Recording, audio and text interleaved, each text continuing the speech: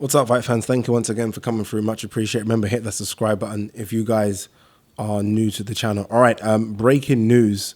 You guys might have already read it. I just popped onto Boxing Scene and saw it, and I can't lie, I was a bit surprised. David Price will fight Alexander Povetkin. That's right, David Price will fight a guy that most people probably consider the 5th or 6th best heavyweight in the world, Alexander Povetkin, and that's going to be in the undercard of Anthony Joshua versus Joseph Parker.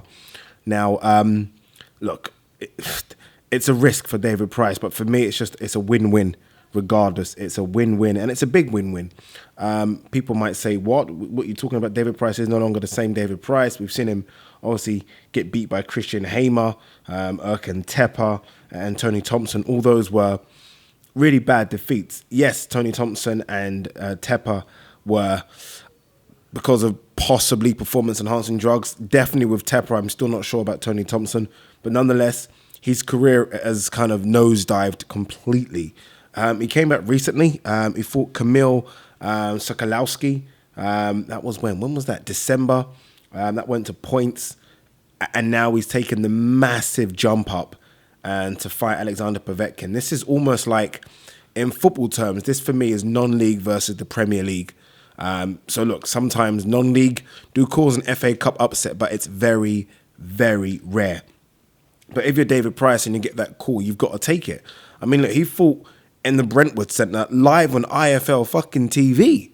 Now he's going to fight on Sky pay-per-view box office, maybe earn very, very good money. Probably the most he's earned, I'm going way back since Tony Thompson. He's probably going to earn good money.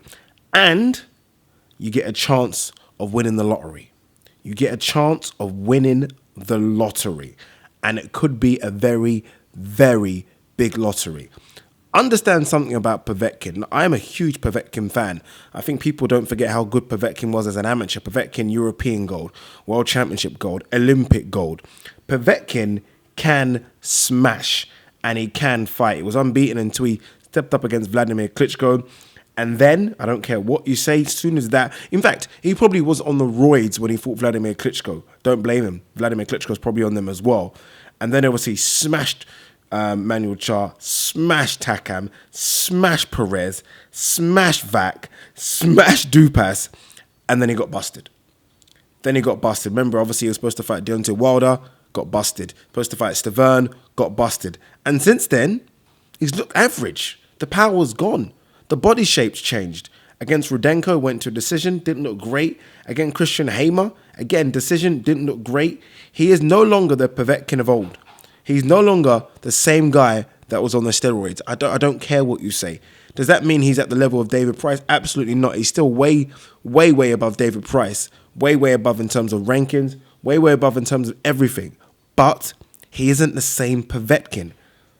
David Price gets that phone call from his management and says, look, we this is going to sound silly, but potentially we can give you Povetkin. Sign up now. Where is the contract? Don't care about the money, because if I land one clean, that's what all heavyweights must feel, especially those that are on the decline. All it takes is one punch. Again, with David Price, I don't know if he still has the punch power, but all it takes is one against a guy that is now off the steroids and doesn't look intimidating anymore. Doesn't look strong, doesn't look frightening, doesn't look that good anymore. You knock out Povetkin, potentially, you get the AJ fight next. As silly as that sounds, you get the AJ fight next. Because for all those people out there that think AJ beats Parker and then fights Deontay Wilder, then, mate, I'm sorry, that doesn't happen. That's not the way boxing works. The way boxing works is that you beat Parker and you have a couple of voluntaries. That's just how it's going to happen, or a couple of mandatories. Povetkin is his mandatory, I think, for the WBA, I believe. So he beats Povetkin, then potentially, again, this is all about potentially. Even if he doesn't fight Joshua, he fights someone big, and it's a case of you earn some money. David Price is what, 34? I'm not sure who his promoter is, but you're talking. There's a chance here. There's a chance.